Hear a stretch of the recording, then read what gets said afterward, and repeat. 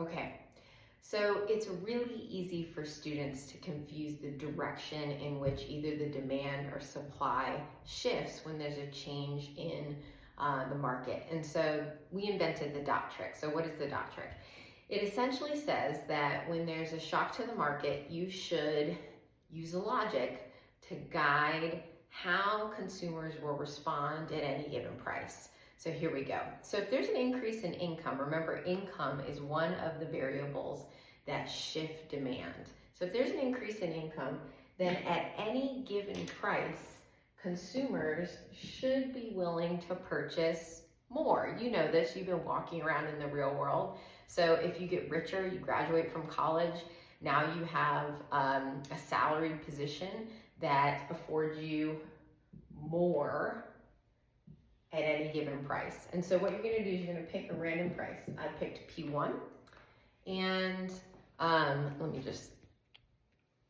okay, so I picked P1. So at P1, I assume that I was only willing to purchase Q1, but now, because I'm richer, my quantity demanded at P1 is higher. It goes to P2. So what I do is I just draw a line going through that dot. So I go from D naught to D1. And so I just check my intuition. So I say, at any given price, I should consume more, not less. And that's exactly what I reflected. And so that is why when there's an increase in income, or any variable that increases demand in the market, we shift out, not in.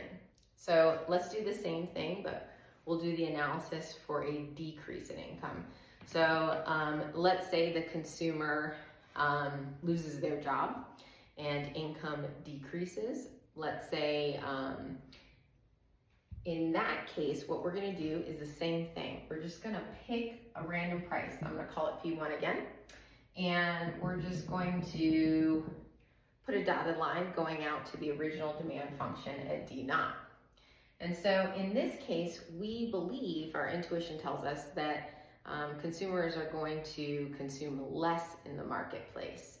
And so you're gonna draw a dot inside. So if they were willing to consume Q1, now they're only willing to consume Q2, a lot less. And so you know that, you've been walking around the real world.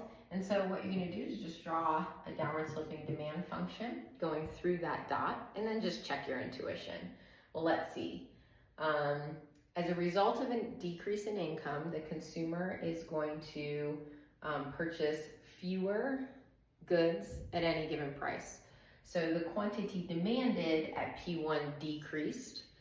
So this checks, and we can use this dot trick methodology to make sure that we don't actually accidentally shift out when we should shift in, or vice versa. And so hopefully that helps guide you.